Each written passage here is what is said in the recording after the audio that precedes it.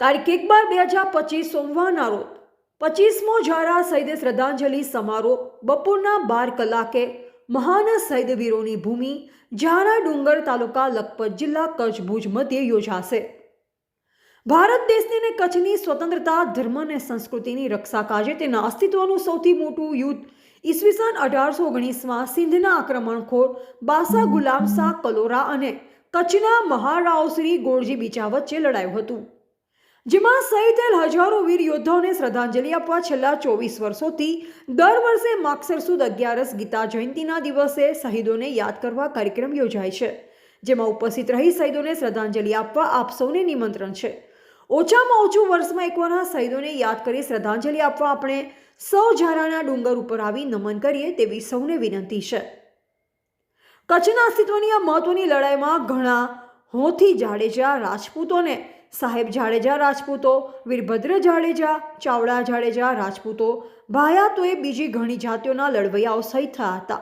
ઇતિહાસમાં હોથી જાડેજા રાજપૂત શહીદોની યાદી મળે છે। આપણા રૂવે રૂવા ખડા થઈ જાય કે એક જ કુટુંબના કેટલા વીર પુરુષ। છેલ્લા 24 વર્ષથી અખિલ ગુજરાત રાજપૂત યુવા સંઘ આ કાર્યક્રમનું આયોજન કરે છે ને વિક્રમ સંવંત 1819માં કચ્છ મહારાવ ગોરજી બીજા અને સિંધના અમીર ગુલામ શાહ કલોરા વચ્ચે આ યુદ્ધ થયું હતું ઝારાના ડુંગરનું। એ યુદ્ધની અંદર હજારો ક્ષત્રિયો અને કચ્છના તમામ સમાજના લોકો શહીદ થયા હતા। એ શહીદોને શ્રદ્ધાંજલિ આપવા માટેનો આ કાર્યક્રમ 24 વર્ષથી છેલ્લા 24 વર્ષથી આ કાર્યક્રમ થઈ રહ્યો છે અને આ વખતે 1 ડિસેમ્બર સોમવાર કારતક સુદ 11ના દિવસે આ કાર્યક્રમ 25મો કાર્યક્રમ અમે યોજવા જઈ રહ્યા છીએ। કાર્યક્રમનો જે મેઇન હેતુ છે એમ્સ છે એ છે કે હવે પછીનો જે પેઢી છે નવી એને આપણો ઇતિહાસ એનું જ્ઞાન મળે, રાજપૂતોએ જે આપેલા બલિદાનો છે એ બધાને યાદ રહે।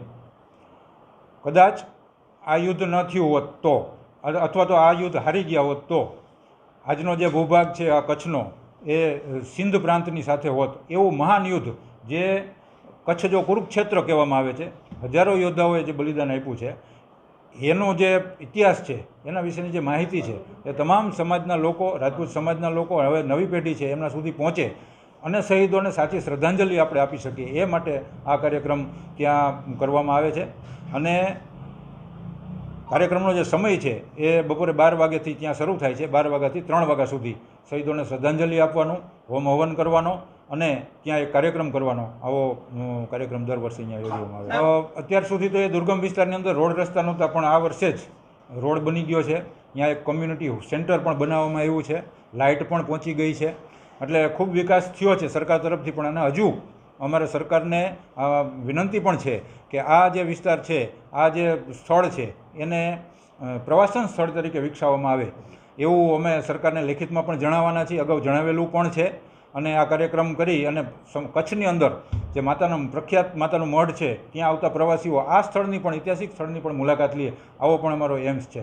આખો જે ઇતિહાસ છે જીવંત રાખવા માટેનો જ આ કાર્યક્રમ છે અને સરકાર સ્વીકારે અને અહીંયા ડેવલપમેન્ટ થાય તો કચ્છ પૂરો નહીં પણ પૂરા ભારતની અંદરથી જે લોકો અહીંયા પ્રવાસ કરવા માટે આવે છે એ બધા એની મુલાકાત લે, બધા એના ઇતિહાસ વિશે જાણે અને એની અંદર જે શહીદ થયેલા છે જે લોકો એને સાચી શ્રદ્ધાંજલિ મળે એ અમારો હેતુ છે।